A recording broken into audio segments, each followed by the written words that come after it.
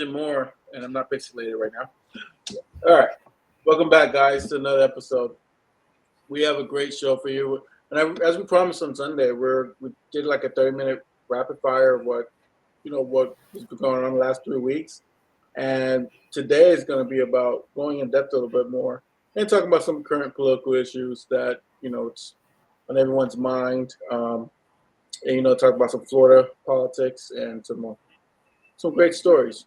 So I'm not gonna bore you guys with a long intro. I'm gonna have Seth introduce, and then we're gonna, as you can see, AJ's back again, back to back like Drake, and so we are looking forward to having a great round conversation. How you doing, Seth?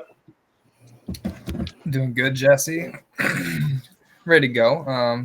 We just covered basically everything we missed over the last few weeks, last episode, just the other day.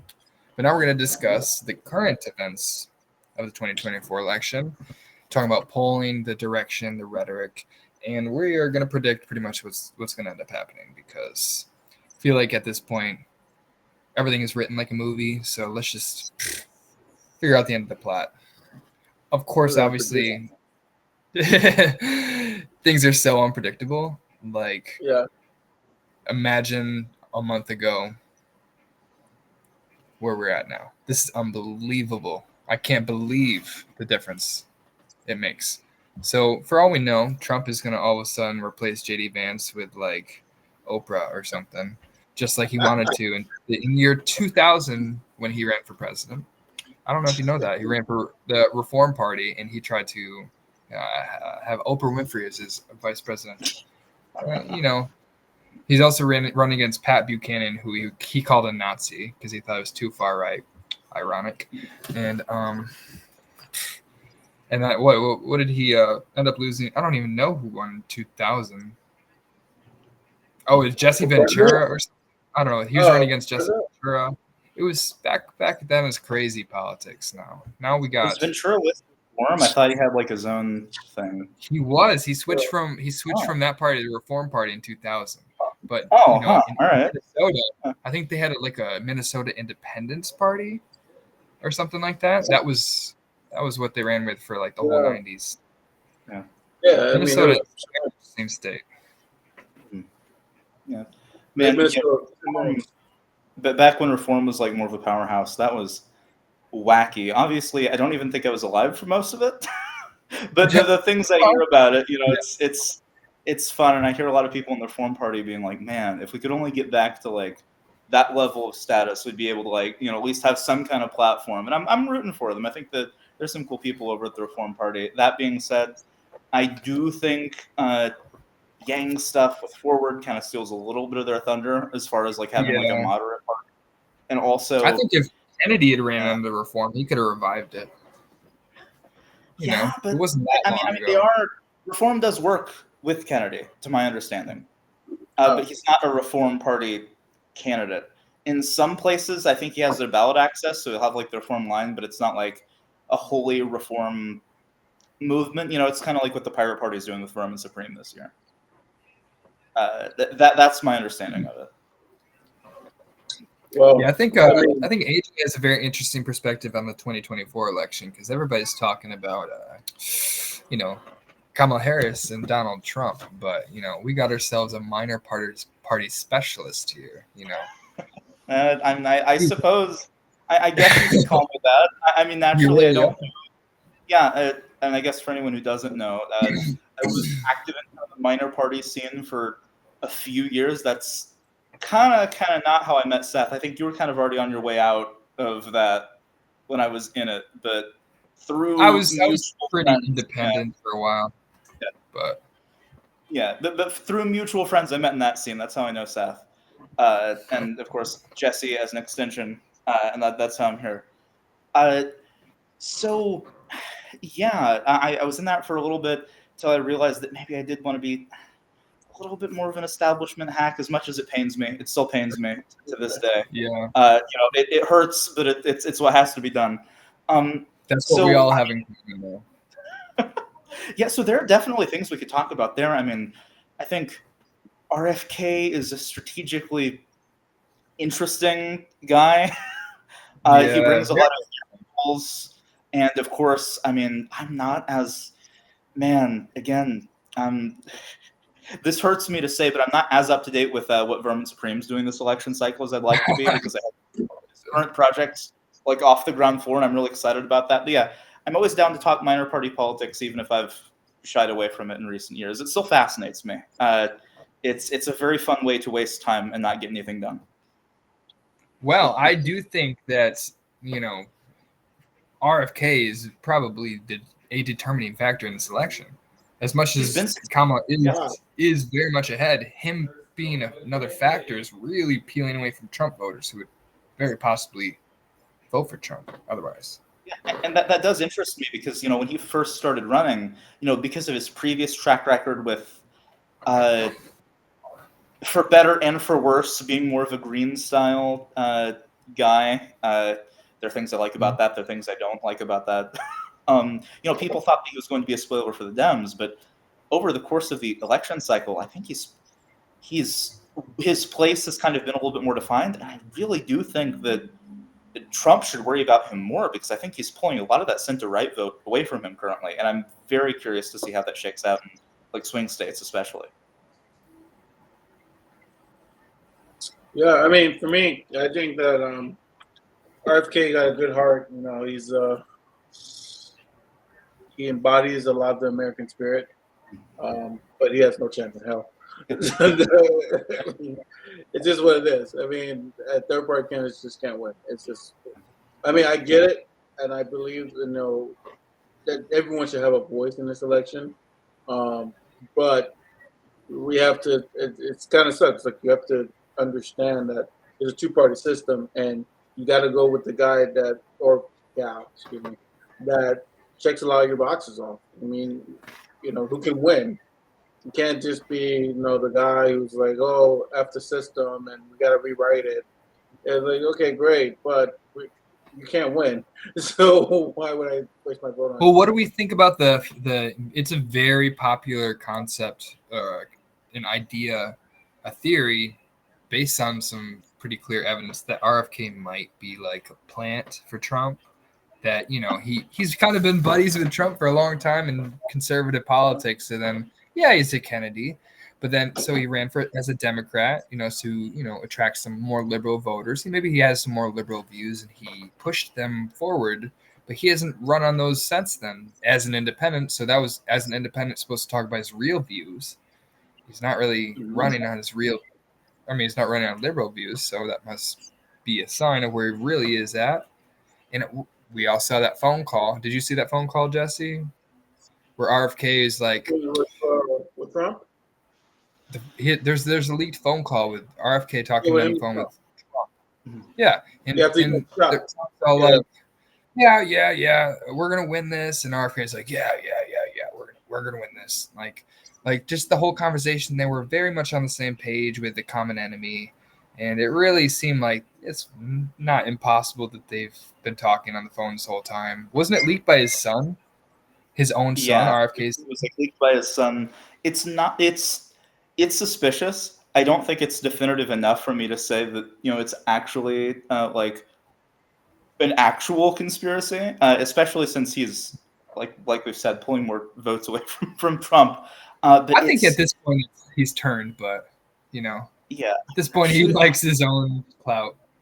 I don't know, because he's always he's part of a political kind of phenomenon that's really, really weird, where you have these people that were like, you know, like they're like Green Party voters, or they're more like social democrats, but in a very weird, dissident way, where they get kind of, you know, like authoritarian left, like, you know, like tanky adjacent. Not quite, you know, like they're not that radical. You know, at the end of the day, they're mostly social democrats, but they have a lot of weird beliefs. Sometimes they're conservative, sometimes they're just conspiratorial. And this portion of the electorate, I think people think they're a little bit more chronically online than they are. I think they're an actual portion of the electorate, but they're very, very flaky as to what major party they actually end up voting for. And it seems weird because, you know, a lot of these people would fancy themselves as quite left wing, but I think basically what you're using a lot of very technical terms. I think what you're describing is just populism.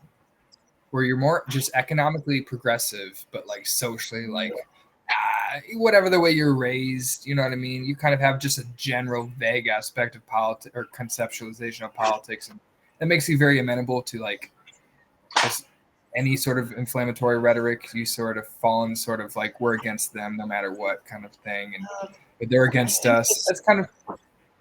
I think this specific kind of like weirdly syncretic populism is a little special, though, and the forms of the way that like kind of like the culture and community is formed around it, and that makes them, you know, like very swingy voters, and I think that's RFK definitely attracts that demographic, and so it's like it's ended up in a very funny spot where he's pulling more votes from Trump, even though he would fancy himself more of a left-wing candidate. Yeah. And if you look at his economic policy page, he's definitely, it sounds like a Democrat. So I don't know that a lot of people voting for him are really voting because of like economic policy. If I'm being completely honest, it's very much based on rhetoric and anti-establishment, and a lot, honestly, I don't know why people are so inflamed by just simply the vaccine thing, but people are like one issue voters for him because of the vaccine thing. And that's just insane to me, because vaccines don't even play like a role in our politics anymore. It's just like, where were you in 2020? That's what I care about. Like, I don't understand it. It's not like we're, enforcing COVID policies anymore, or enforcing mask policies, or vaccine policies. This is stuff of the past that they just won't let go of. They're just mad because they didn't want to look out for others as much as wearing an itchy cloth in their face. Yeah, it's weird, right? Because they're definitely no one cares about COVID policy except for two very vocal groups of people, and those are like very vocal minorities, and those are people who want to bring certain restrictions back because they think that we still move too fast, and people who are mad about things that happened 4 years ago still. And man, it sucks. It's weird, but I think that there are enough people like that to make a difference in swing states as to whether or not they vote for Trump or RFK. Basically, I don't know. The RFK campaign is it's fascinating because like it's easy to like point at and be like, like, haha, that's a train wreck. He's such a a weird guy. Or it's easy to be like, well, I admire him for trying. It's always nice to have an independent candidate. But like, I think he's more successful than people thought he would be at the outset, and that's definitely very interesting. Oh, definitely. Well, I mean, he's also on the downward trajectory. But if you talk about his peak, it was very Ross Perot level. Like he was at a solid player against Trump and Biden at one point. Like it was like, was he going to get 23% in this election, or something? That's unheard of third-party results in the modern history. But no, now he might get like 6%, if we're being fair. 6% could very well determine the results of the election, and that's why we're talking about him. Right? Absolutely. Yeah, and I think that's that's healthy for democracy, right? Because now both candidates have to figure out how they're going to pull votes away from RFK. I think this is a much bigger issue for Trump, so it's really interesting to see that relationship. Are they and there's that conspiracy thing, like are they in bed? Is this a ploy? Or is it just there's so much interesting weird stuff going on there, and I think, like I've said, Trump is the person that really has to worry about this. I really don't think there are that many. If we had like a ranked choice system, 1 RFK, 2 Harris voters, there should be in theory, because we're talking about how he fancies more left wing, but I don't think that that's going to be as much a factor in this election as people who are trying to decide between RFK and Trump, and that's just the political landscape right now. With center right people alienated by Trump, moderates alienated by Trump. I don't think that I said I think the weird populist group I was talking about has a voice in elections, but I don't think it's necessarily larger this election than usual. But it is there, right? But I think who gets the center right moderates between RFK and Trump it could be a deciding factor. So I don't know. There are people saying that like, oh, RFK is going to like drop out and endorse Trump. I don't believe that. I don't think that's going to happen, even if there if there's some kind of conspiracy going on. I don't think that's going to happen. But Trump could find a way to get rid of the RFK issue. That sounds like he's going to kill him. I don't mean he's going to kill him, but I think I'm curious. Endorsing Trump feels like a 60%. Seth, you just sounded like RFK for a second there. I know my voice I was summoning his energy. No, I think RFK will endorse Trump. I think there's like a 60%. All right. If he is able to drop out still and have his name removed from the ballot, or I don't think he can have his name removed from the ballot. So now he's got to run then. He's got to run all the way through. Well, he doesn't have to run, but I think his name's going to stay on the ballot and everywhere that it is already. I take back what I said. It's too late. But I don't know. Here's another interesting thing about this, though. What's got us to this point where this is how we're talking about RFK now, because it's been on this trajectory, but the replacement of Biden with Harris is really what put the nail in the coffee when it came to the coffee. Put the nail in the coffin. You're not drinking nails in your coffee, guys. Yeah. It put the nail in the coffin when it came to people from more varied group of demographics, from people left of center voting for RFK, because when Biden was in the race, there were a lot of disaffected people that were anywhere from the center left to progressives, and minority communities too. Yeah, minority communities. Now that's not the case. We have all this momentum for Harris. I think that just kind of like that sealed it for him left of center. I think now that they have an actually good candidate, that's not as much of a concern for the Democrats. I think RFK's main support was from people who said, I don't want Trump or Biden, and so they'll vote for anybody. And I think there's also a big demographic at his peak was before he really came out and just talked about his Israel policies, because I think there's a lot of disaffected people on the left who are like, shoot, I don't love this guy's policies on vaccines, but like overall, he's, I'm not going to vote for Biden because Biden's the genocide guy, blah, blah, blah, blah, blah. And, so they're like, he seems like he was a Democrat, so I'll vote for this guy. He's a Kennedy. He doesn't have the karma or whatever behind the genocide or the genocide shit. So now that's not an issue. Yeah, especially to that point, and to Jesse's point about minority populations being, not liking Biden so much. Now the Democrats have a woman of color on the ticket who is, I'd say, we talked about this last time, I'd say probably going to be much better in bring peace to Israel-Palestine. She does not like Netanyahu at all, and she makes it very obvious, and that makes me very hopeful. Like all these things that people were looking for when they didn't see it in Biden. Sure. Yeah. No, I would have to say 100% right. I mean, here's the thing. I mean, the Palestine and Israel issue. There's a lot of gaps tonight, guys. So bear with us. The Palestine and Israel issue, it's going to be a defining moment for her campaign, and her finding that balance of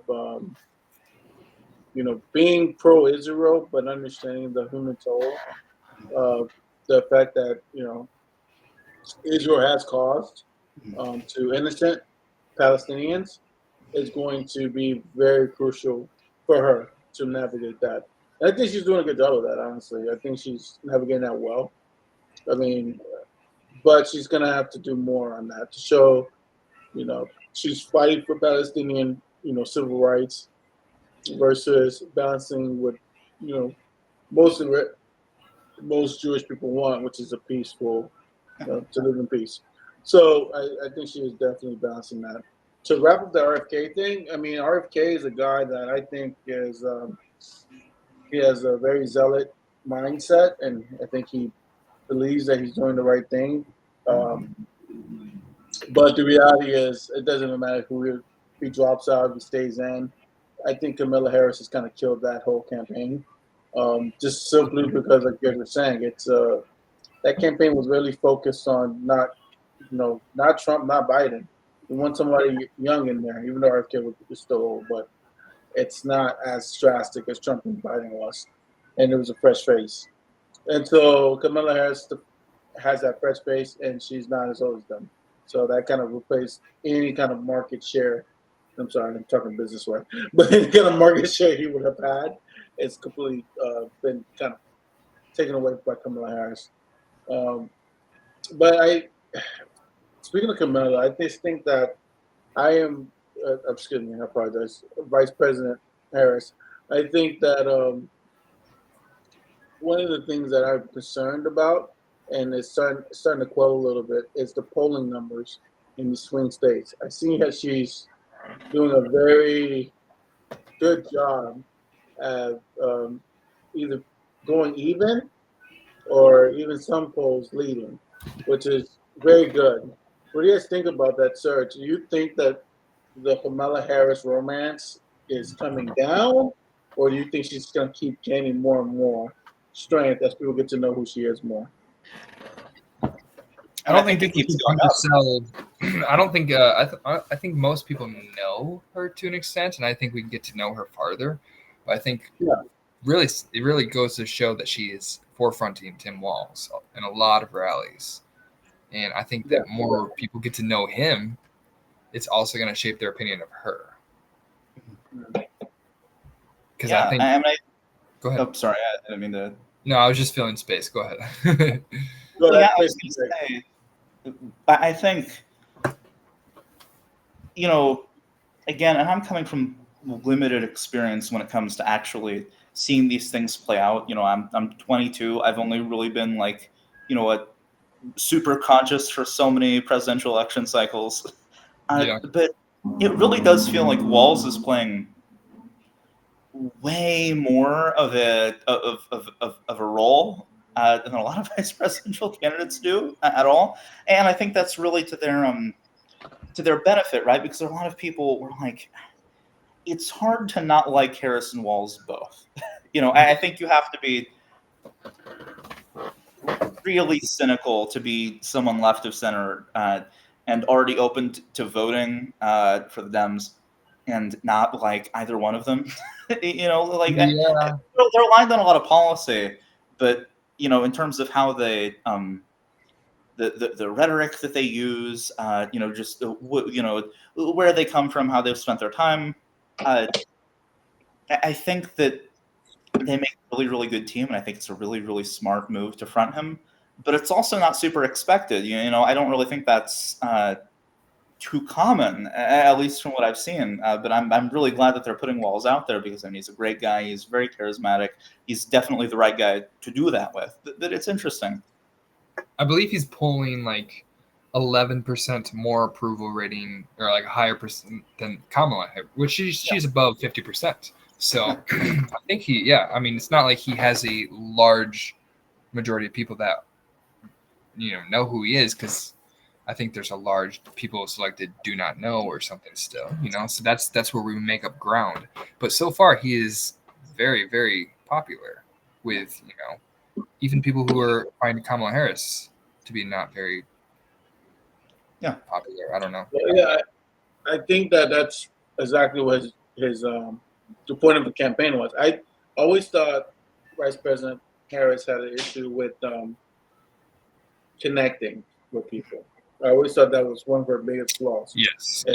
She's very smart. She has a great record, and she's a good politician. But the problem is she lacks that connecting, that thing Tim Walz brings. He brings that ability to captivate an audience with just 5 short words, similar to what Trump can do, similar to what Joe Biden can do. Like Joe Biden's like, Trump's a bully, and then that just sticks with people, And Trump has these little nicknames he makes for people, and Tim Walz has the same ability to do that. And that was something that I think that was going to be a weakness for Vice President Harris because I felt like she never had that ability to do that. Mhm. And so I think that was really a great VP pick. I thought she was, I was like, man, she shot herself in the campaign already, picking him, but I was 100% wrong. Like, he's actually been the right candidate for her because it's like he picks up a weakness that she has, which is sometimes not that she can't connect because she can connect. He's a politician, but connect in a very wide scale. I think that's what he brings. He has that ability to be like, he has that ability to bring, the spirit of America in just a couple of short words, which is a good thing. And you see me laugh, I chuckle because a thought came to my mind. I was watching the news this weekend. I don't know if you guys ever heard of this guy named Charlemagne the God. Oh yeah, I've heard of him. Yeah. Yeah, he's pretty funny. But the reason why I laughed and chuckled, he called Tim Walz a DEI hire. Oh yeah, for sure. Yes. And so I was laughing in my head because I was like, it's so weird because that's something usually, associated with the white male. Yeah. But that's what it was. Everyone, when Harris became the nominee, or the presumptive nominee at that point, I guess, everyone was like, okay, what Midwestern white guy is she going to pick as VP? Those are the only options. And like, her and Mr. Shapiro was the only two options. Yeah. No, it was a couple. It was the governor for Kentucky, Shapiro, Walz. I'm missing one of the. Mark Yeah. Kelly was running at one point. He's not Midwestern, but yeah, I knew that Mark Kelly thing was a far fetch. I knew they couldn't lose a Senate seat, so I was like, that's not gonna happen. Yeah. But there's another governor. I think it's like South Carolina, something like that. Well, no, there was also. Oh, you're thinking of also Roy Cooper. Roy Cooper's in the running back. Yeah. What is it? North Carolina? North Carolina. South? North. Okay, sorry. I get the two confused.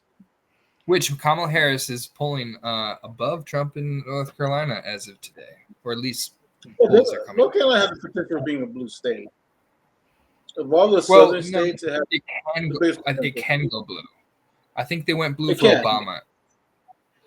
Yeah, it definitely has enough Democrats to make it a blue state. I mean, obviously a progressive can't win that state, but they're a very moderate to win that state. Kind of similar to Georgia. Georgia's definitely more Democratic, and I do think it's because they have a smaller white population. That plays a nice role. North Carolina did did go for Obama in 2008, but that's about it. But there is their governor, the gubernatorial race is what's his name? Gosh, I wish the Republican. Do you know who I'm talking about, AJ? The Republican governor from North Carolina. Is that? Oh no, I was thinking of Youngkin, but that's Virginia. He is Youngkin. No, he's the one guy. He's like the Doug Mastriano of North Carolina. I can't remember. He's like a Holocaust denier. That guy. Oh yeah, the guy who's running. I don't remember his name. Yeah, I can't remember his name. From North Carolina, Republican. Isn't it Roy Cooper still? He's the current lieutenant governor. The current governor of North Carolina is a Democrat. Well, sorry, Sue said Roy Cooper. She's not. She's right half the time. Give me 1 second. No. Roy Cooper is the governor, but this is talking about the Republican running for governor. No. I know, but she was wrong. Hopefully, Apple, you fix this with your new AI update in September and October. Oh, Mark Robinson. Mark Robinson. I think I was starting to remember the Robinson part, but okay. Yeah, Mark Robinson. Anyways, sorry, I wasted all our time trying to remember his name, but I do feel like he, being so radical, is dragging down Republicans in North Carolina, just like Mastriano did in Pennsylvania. And was it 22? Yeah. Or was that 20? The Trump back. It was like part of that wave where all the Trump back candidates kind of lost. Yeah. So, I'm sorry. Since Josh Shapiro dramatically overperformed, that's why people think he's such a great candidate, because he's running against a horrible, Republican candidate. That's why I think that Trump may actually win in North Carolina, or the other way around. I'm so sorry. Trump might actually lose North Carolina because of Robinson. What are the swing states right now, because of Kamala Harris? Actual right now, swing states, I would say Nevada, Arizona, or really could go either way. Pennsylvania, which should go for her because Shapiro's going to back her. Wisconsin, which I don't know if we're going to win Wisconsin. I think Wisconsin's pretty safe for the. Not safe, but pretty solid for the Democrats. I think it's going to go 4% in her direction. So? No, yeah. I don't know if Wisconsin's that safe for us. Wisconsin's a pretty Democratic stronghold. They're kind of like Michigan. They they lost in 2016 just like Michigan did, but for the most part they just, what's his name? He's very, very liberal and he's an old man. What's his name? He's very forgetful. Yeah. It's not coming back. I'm so embarrassed, guys. I remember all the names. I swear to God. Yeah, I'm gonna win an award for naming Evers. I didn't even have to finish typing. Oh, yeah. To finish typing, it was Tony Evers. I remember. Yeah, he's a very good governor. I'm very surprising that he won, because he's very progressive, and I don't know if you know, Wisconsin was one of the only states that voted. They're historically for the Progressive Party. They have had socialist mayors in Milwaukee. Wisconsin's a very historically progressive state, but progressive meaning more like populist, not necessarily like left wing. So they're more like Minnesota in the sense they're like agrarian populist types, and but they also Paul Ryan. Yes, they also have that side of Wisconsin.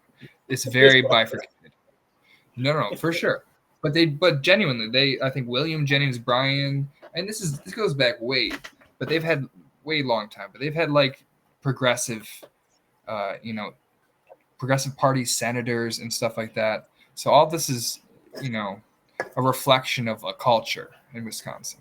And I think the more that Trump and the Republican Party trends more and more anti-union, which they have been, I think the more the upper Midwest will become even more solidly blue than it already is. I think J.D. Vance is supposed to try to change that, but that's becoming a terrible thing. If J.D. Vance were a better politician, then maybe. Yeah. But, yeah. I know Trump is literally he feels like an idiot. He's like, bro, that's like a terrible pick. Trump should have picked Burgum.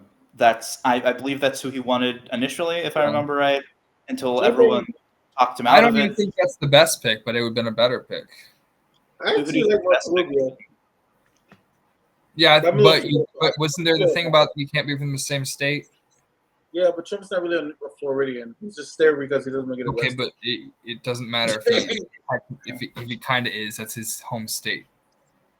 Yeah. On an official ballot. So I don't think it can't happen. You're right, Seth. But I kind of was rooting for Marco because I think. Oh no, I actually agree with you. I think he would have been a great choice if it wasn't for that. But isn't that why Trump dropped him out of consideration because of that thing, or is that just the primaries? No, the two-state rule, which is such a stupid rule. I never understood that rule. Isn't it about not being? Isn't it about avoiding corruption? Like somebody or like a family member, you have your your cousin as your vice president or something. I don't know. I've never even heard the rule. It was the first year in politics I've ever heard that rule. I've never heard that you can be from the same state. And then I guess because all the good candidates are all coming out of the same states. So it's like, yeah. So that's where we're at. I mean, liberals are in California and Republicans are in Florida, so it's not a. Texas. Jesse, Florida's farther red than Texas. No, I legitimately think Florida will be more Republican than Texas this year. The problem with the problem with Florida is Florida's just different, and everyone knows Florida is just different. Texas isn't different, but it's big. There's But Texas the difference between Austin and rural Texas, though, is very vast. I think there's just a lot of divide in general between urban and rural areas, and that's just across the country, completely different. You could be a San Francisco in the middle of the Midwest, but just because you're completely surrounded by other liberal people in the city, that's just how it is. I think it's across the world. Or I might be across the world too, but I know across the country, it's just a big divide between people that have to live in a city and are surrounded by other people and have, needs like that, and then people who have to fend for themselves with guns in rural areas and who hunt animals and have to, work in companies. These few companies available in their small towns. So there's a lot of different issues in the country that people face differently. I agree with you. I just think Florida is different because the thing about Florida and why people can never get our state right, and like how someone like Trump can win and then someone like Obama won it. It's the reason why we have that vast difference like you're talking about. Like we have major cities here, from Miami, Tampa, Jacksonville, that can really turn us blue. But then we have a lot of rural areas like Texas who can really turn us red. And when the cities don't vote, we look like we're a red state. But when the cities do vote and we turn out in droves, we can always turn the state blue. And that's why we're purple. I know it seems like lately Florida's been this red state, but reality it's just because this governor, he ran for president. So he has kind of like that, that backing that most people get when they run for president. But it's not. His popularity was before he ran for president. He was always. I think we haven't seen what will happen since he ran for president. I'm curious because now he's more unpopular than ever. Okay, so when he ran for governor first, there was a guy named Adam Putnam, and you guys don't know him, but if you're from Florida, you know who he is. But essentially, what he is like his family, the Putnam family.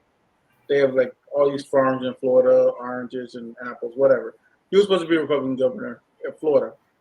But what ended up happening was Trump endorsed DeSantis, and then, Trump is popular here. And it's not because, Trump is this super Floridian. He's popular because he's more of an Elon Musk kind of character. And then people, if you've been in Florida long enough, you can see Elon Musk has a very big influence in Florida, because of just the way he thinks like a Floridian a little bit.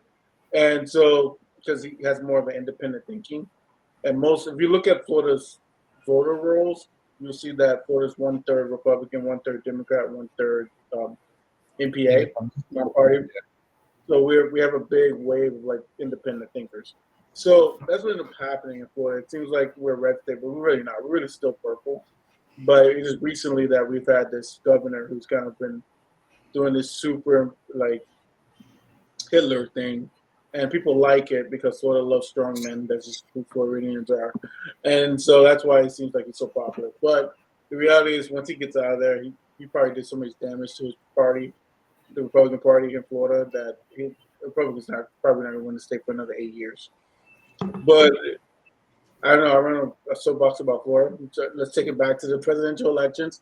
But I can tell you this: the swing states, there's 7 major ones. I think 5 out of the 7 has newly elected Democratic governors, which is great news for us in those swing states. So I think that Kamala has a lot of data that she can use now to go into the general to be like, look, one Trump, you know what you're getting.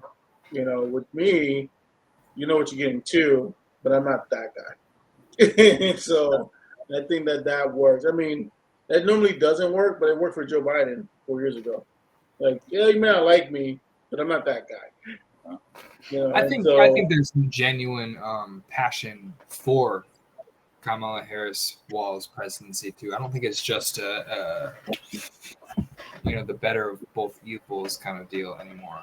And I think a lot of the swing states, like I think Arizona will go for Harris, and because Kari Lake is also the Senate candidate. It's inherently going to look bad for the rest of the Republican Party that they are affiliated with somebody as radical as she is. Yeah. Genuinely, but Nevada might go for Trump. I could see that going in his I don't direction. see Nevada. You think so? Yeah. Nevada? Obviously go either way. I think it's getting blue. I don't think it's. You guys tell me. I mean, Harry Reid carried that state for years. I've been really proud of Nevada.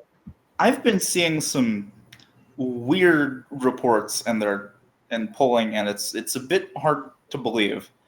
But Yeah. I've just kind of been seeing some things that the Mormon population as a whole has been tilting more blue since the Harris Walz ticket dropped, and that would have a non-zero effect on Nevada. I'm not saying that Utah is going blue. I highly doubt that. But that does cause a bit of a spillover effect. It's something to consider in Nevada and some other.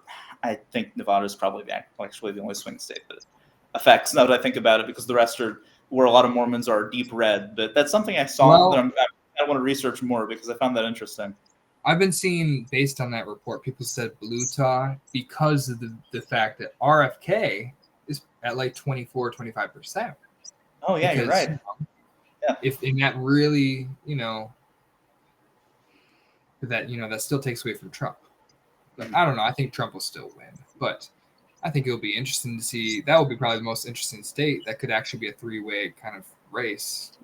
So, well, I think is it Mitt Romney from Utah? Yeah, I think so. Very moderate Republican. I think their governor, Spencer Cox, very moderate Republican. Yeah, they can't stand Trump. Yeah, they're. So they're gonna do whatever they can to, tell people to vote blue, but they just can't stand it. Yeah, I mean Utahns, Mormons generally, they tend to be moderate Republicans, but they tend to be very militant moderate Republicans. They really, really stick to it. So, and usually that translates to begrudging votes to someone like Trump. I don't know. We'll just have to see what happens. It is very interesting though, because I just want the map low key to shake up. I'm very sick of the same swing states and talking about the same couple of states. That's why Georgia was so interesting, because that one kind of came out of nowhere. But I do think Georgia is going to continuously trend blue, because that was always a result of voter suppression and stuff like having only one polling station in this giant Atlantis, whatever. We all know what happened in 2020 and 2016. So, but yeah, I think the race is pretty set at this point. I think pretty much any state that's trending blue is going to stay that way. Yeah, I think so too. I was never going to go blue again, in my opinion. I think Iowa, they just have continuously gone further red since Obama. Wait, Iowa, like IOWA? Iowa, IOWA. Yeah, they weren't voted for Obama in 2008. Okay. So they used to be a swing state. Really? They were. Yeah, you don't remember that? They were considered a swing state every year until after 2016. Now they're 2020. They didn't even mention Iowa, but 2016 they were considered a swing state. And I think Iowa's gonna be solid red forever. That's what I'm saying. Yeah, they're so about farmlands out there now. It's they lost their progressive roots. Yeah, they're becoming. It's all about farmland, and it's coming, like you said earlier, Seth. It's like two tales of two countries. Where one portion of the country is rural, they tend to vote Republican. The cities are going Democrat, and we're literally becoming two different nations. So that's just. So I can see more states like Iowa, Montana, more rural states just staying red. Yeah. And I can see other blues like California. Sorry. Yeah, now this is my soapbox. I swear, if it weren't for voter apathy across the board, Indiana would be a swing state. It would still be lean red. I'm not making saying anything too crazy. It would still be lean red, but Indiana, it is a Midwestern state. It's a Rust Belt state. We have a decent non-zero amount of cities here. It's not the most populous state, but like there is an urban part of Indiana. People don't. People that aren't from the Midwest don't remember that because it's so red.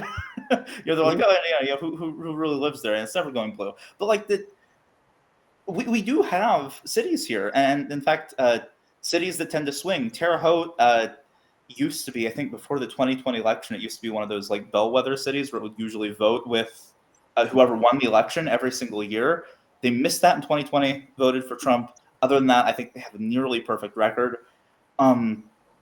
I think, but what screws Indiana over is some level of like material voter disenfranchisement, of course, but also just voter apathy. We have a really, really bad problem. I think in 2022, during the 2022 midterms, we were like the least voting state in the country. So that, I don't know, it fascinates me, and that's kind of becoming my pet issue. Is I really want people to have a little bit more faith in Indiana, because what screws us over here, the reason why we're not, a more stereotypical Midwestern state in that way, is because like nobody votes here. Like voter turnout is abysmal, and I'm really, really upset about that. Why do you think that? Do you think it's like the Midwest kind of hangover, disenfranchisement? Because I know the Midwest feels as if the country's giving up on it because of the auto industry, which usually drove the Midwest. It's had manufacturing mostly associated with it. And I know a lot of people in the Midwest feel like the country's kind of leaving them behind, and the workers are feel left behind, and the factory and the manufacturing. Is that they're just disenfranchised? Does it think the country's leaving that region behind? And absolutely, and I think a lot of them are disillusioned. And of course, this is all anecdotes. This, there's no data behind this whatsoever. But I really think what happened after Obama 2008, when Indiana went blue, is a lot of people in the state seem to have been, I talk to people that voted in that election all the time, naturally, that voted for Obama, even if they were usually Republican or conservative. My dad's this way, for example. They voted for Obama in 2008. It seems like there's a lot of air of resentment in the fact that a lot of people seemed to hope that Obama would bring, a lot more hope and change than he really actually did, that he'd be a little bit more radical, a little bit more of a firebrand. And after that happened, that seems to be when our voting turnout started to get abysmal. It seemed like a lot of people really thought that he was, like that was kind of the last hurrah, and then they were disappointed, and now we have abysmal voter turnout, and when we do, it tends to be Republican, and people in cities just don't vote at the national level because they just have resigned themselves to the fact that their vote won't matter. No, I hear you on that. I mean, go ahead, sir. Oh, it's just, how do you think that somebody like Walz, who just really speaks to the Midwestern or just the populist sentiment of regular Americans, would affect the race in somewhere like Indiana, where people fundamentally just don't feel like anybody speaks to them? Do we think like the turnout is going to be a level unheard of? 2020, I mean, 2020 might surpass it because of all the write-in ballots and stuff like that. So I don't know how that's going to change in this election.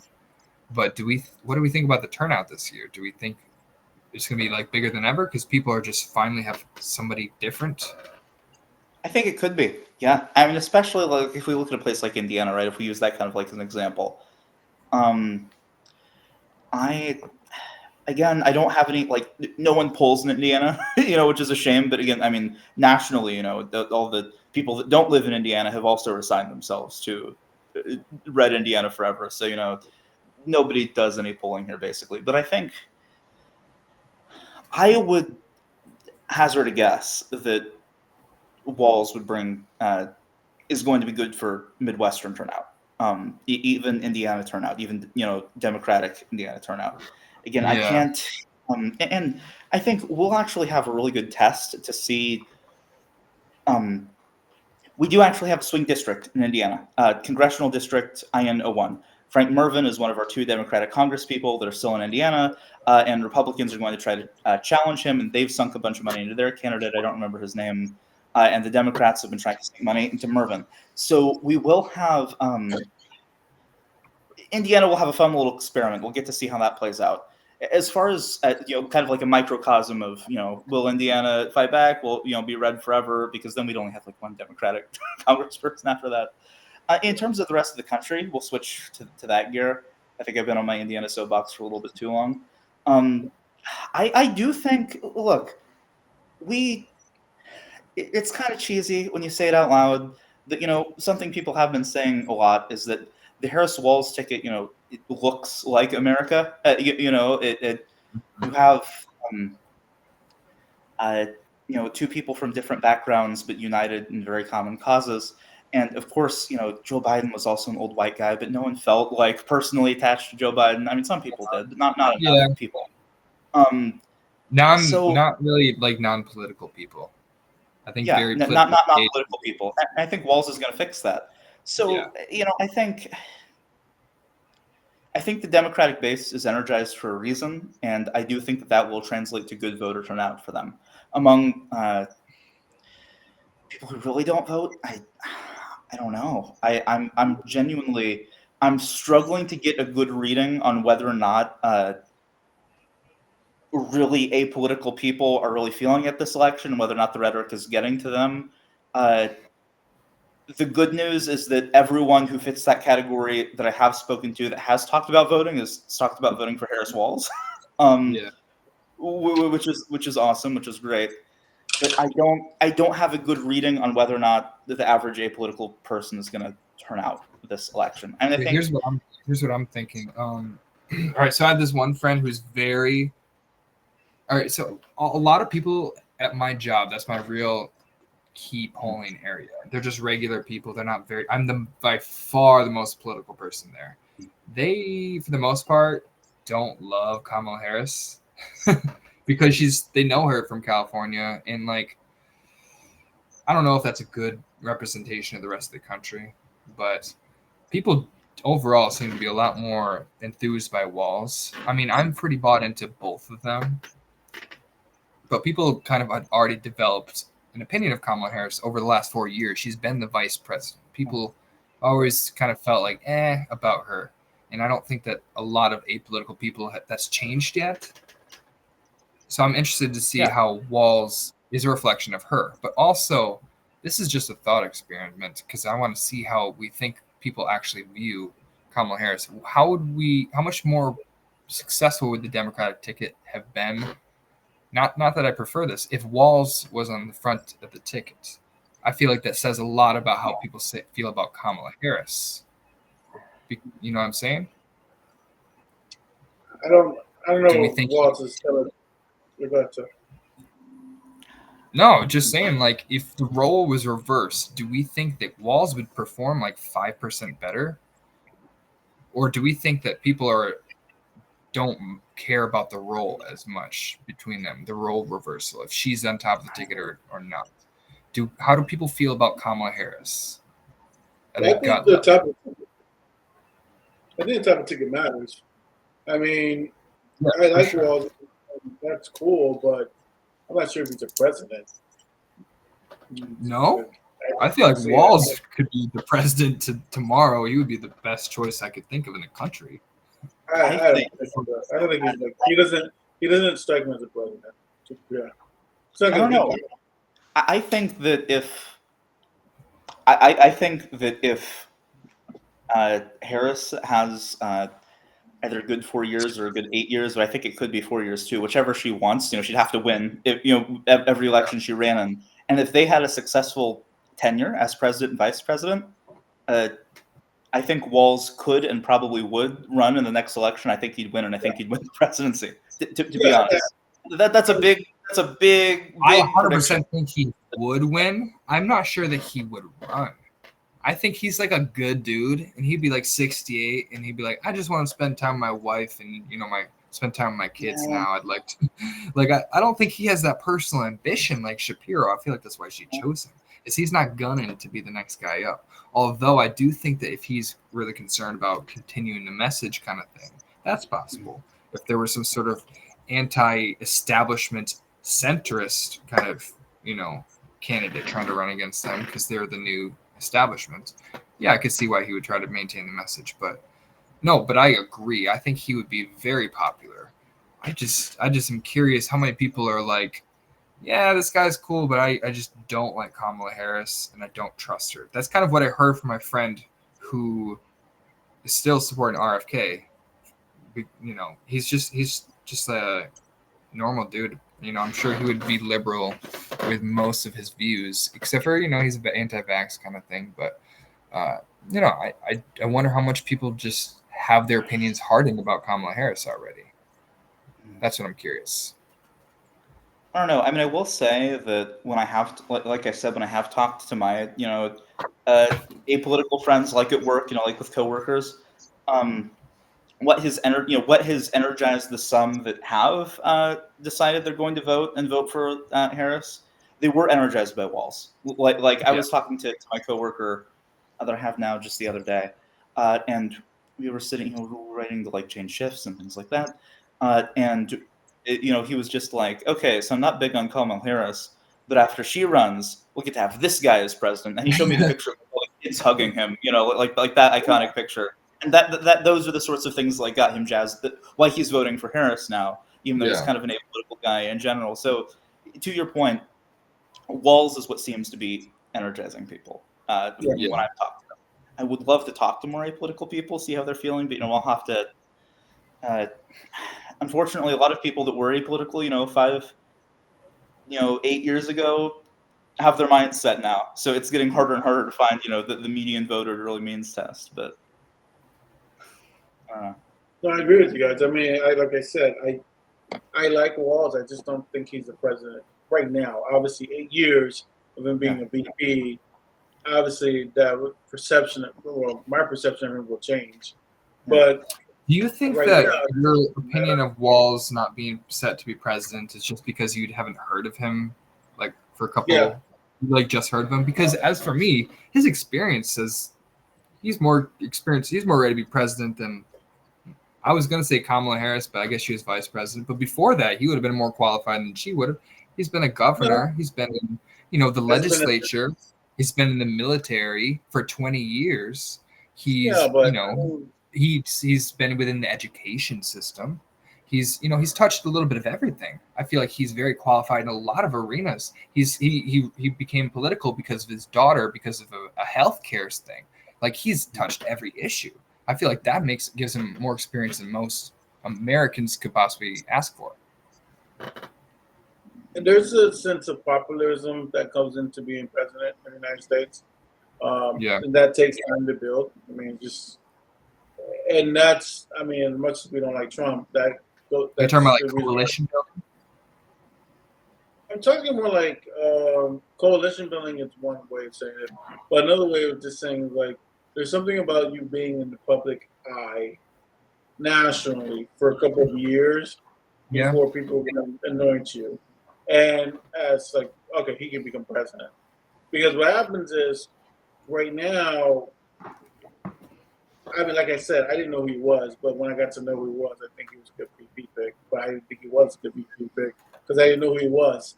And so I think a lot of Americans feel the same way. It's we don't know who he is. And and the problem with running for president is the 2 years that it takes you to become president, 2 years it even takes to get to the primary, develops who you are, in my opinion. This is my opinion.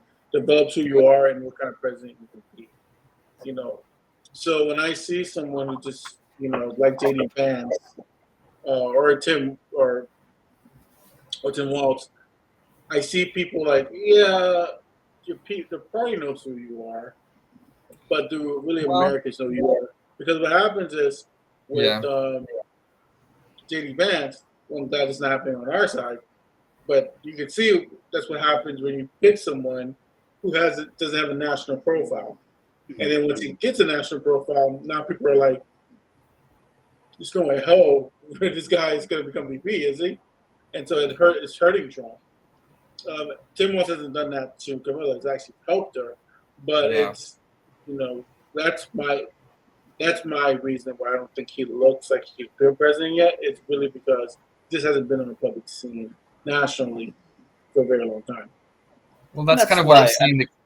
Oh, go ahead. I was just say, I mean, yeah, and like let's be honest, like that's why Harris is at the top of the ticket, right? Like, Yeah, exactly. there's so much momentum built up from the Biden campaign. They couldn't really fully switch. Why would they? It wouldn't really be a great decision. I think that this was.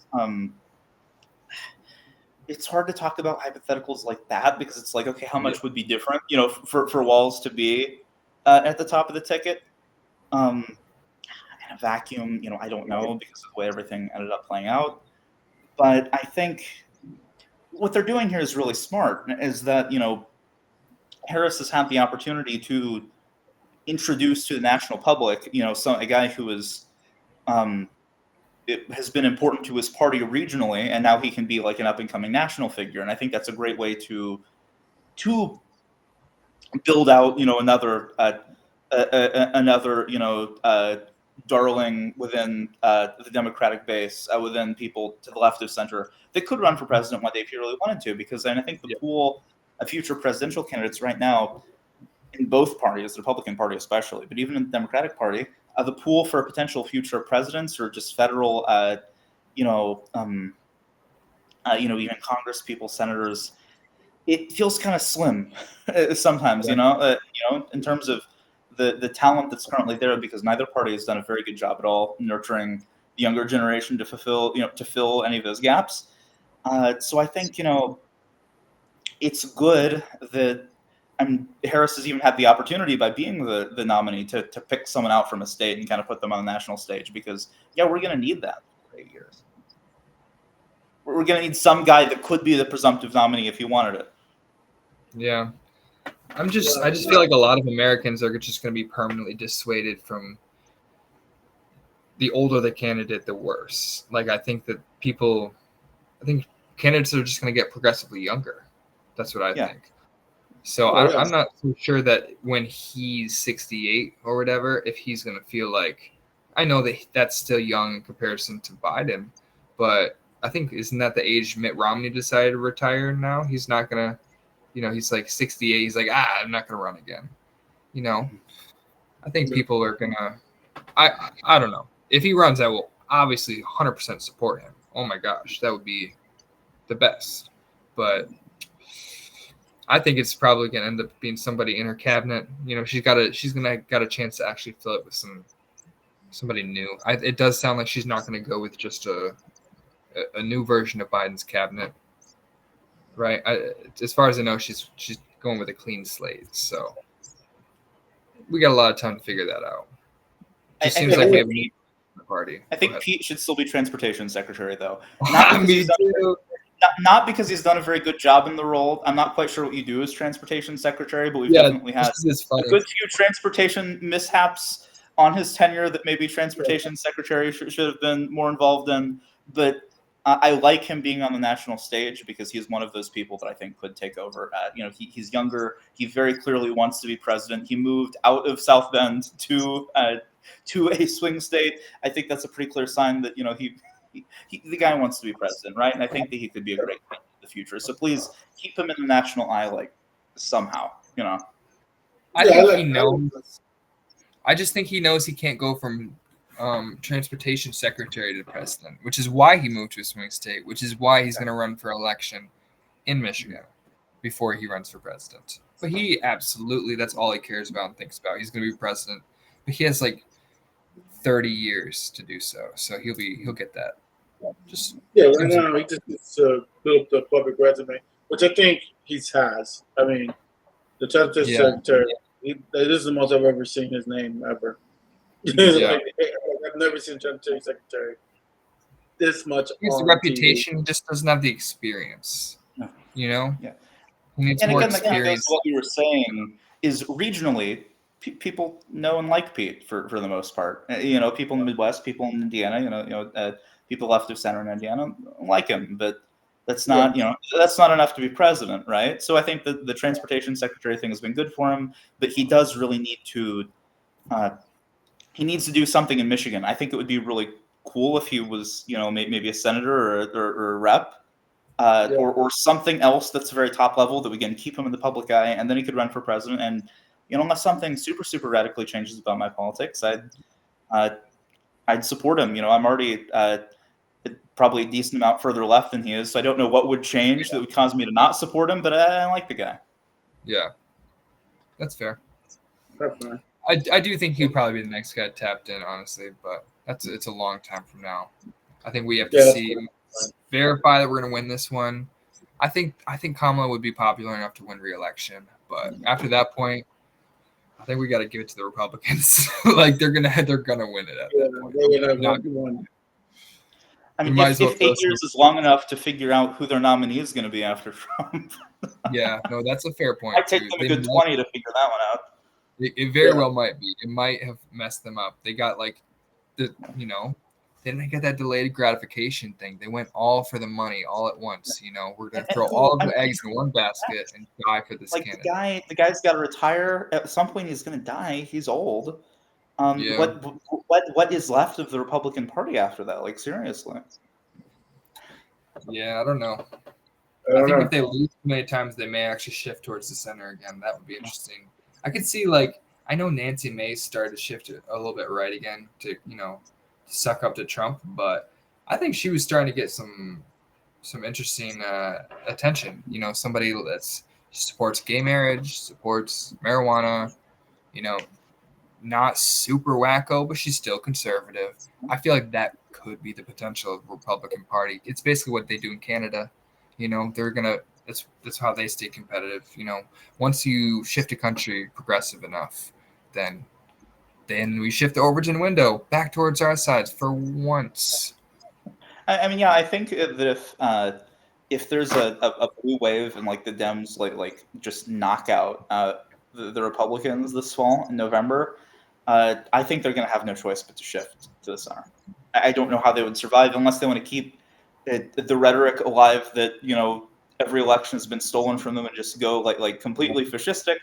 I guess that's another option, but I really think they'd have to shift towards the center if they get beat that hard in November.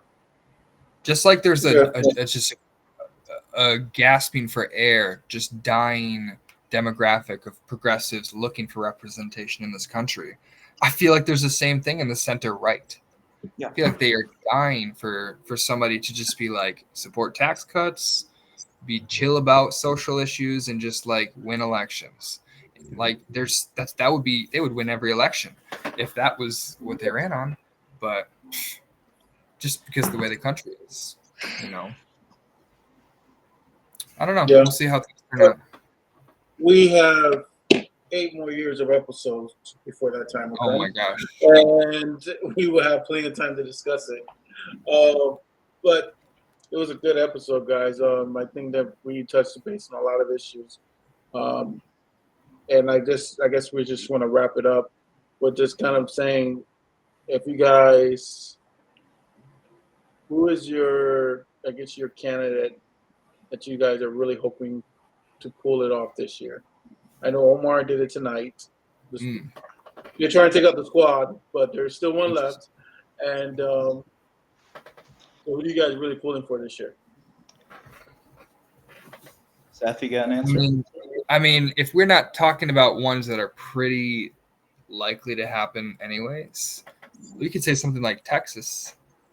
I would love to see Colin Allred win Senate or something. That would be something. I would love to see Texans freak out.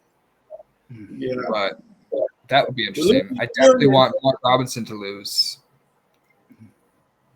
Yeah. So those are some good choices there. What do you think, AJ? I'm really gunning for, like I said, Frank Mervyn in the Indiana congressional district. That's going to swing. But also, if we're talking about pipe dreams, I just want to hand it to every single Democrat or minor party person that is running for basically any solid red position in all of Indiana. They do the Lord's work doing that because they're never going to win. But the Democrats keep trying. The Libertarians keep trying. I've worked with both of those state parties. They're great people. Just Just hands off to them. They have more patience than I do. Yeah, it really takes a lot of something to run for a third party and honestly expect to win. Yeah. Good luck. The Democrats Mike and the Tremont. Libertarians in a lot of rural counties in Indiana get along really well because they feel like they're basically in the same boat. Yeah, it's fair. Enemy of my enemy is your friend. That's very, very true. All right. We should probably wrap it up, guys. All right, guys. Well, this is another episode of Imagine More. We thank you guys for tuning in, and we want you guys to go out there and vote. And wherever candidates you believe in, go out and stomp for them, because that's important. You know, I didn't even tell people who I'm rooting for. I'm rooting for Kamala Harris to win, so that's why I'm rooting for this year. And what? I'm just it's a big surprise. So I'm gonna help her, and I hope you guys help your candidates, your local, state, and federal candidates. So I'm gonna let you guys go. South, say the final word. AJ, say your final words. Well, thank you, AJ, for coming back. We missed you. It's been a long time since we had you on. I don't mean just because we had you on just like 2 days ago. I meant like you were like the third guest or something like that. It's been a while. We hope to have you again because you are a very, very interesting voice, very coherent, very charismatic, wonderful man. Plug your socials so we can, get you some followers, some wonderful people out there I'd can love to find plug you. my socials. Yeah. The only one that really matters right now, and I'm doing a bit of an overhaul of all my stuff. I'd like a website soon, and of course I'm working on my LinkedIn because everyone has to do that, as soul crushing as it is. But the one thing that anyone can do right now, if they think anything I've said was even remotely cool, is to follow me on Twitter at AnthonyJ013. Now that is at Anthony JAY013. My name is Anthony J. That's what AJ stands for, and the J is like the bird, JAY. I always feel the need to over-explain it because people get caught up on it. Anthony JAY. J is also a letter. Yes, yeah. J is also a letter. People don't remember that it can also be a word. But my parents wanted to name me AJ, but they didn't know what it would stand for. So they were like, "Oh, Anthony's a cool name," and they were like, "Well, Jay's also a word. Can't we just name him like Anthony, like J, like AY?" And that's what they decided on. So that's funny. I like my name. No. I'm not throwing my parents under the bus. I think they did a good job with that one. That's the story behind that. So, please follow me. I'm not very active on there, but when I do, I make some very funny tweets, and then I delete them for fear of a future employer. So. All right. Thank you so much. Hope you guys imagine more. All right. You guys have a good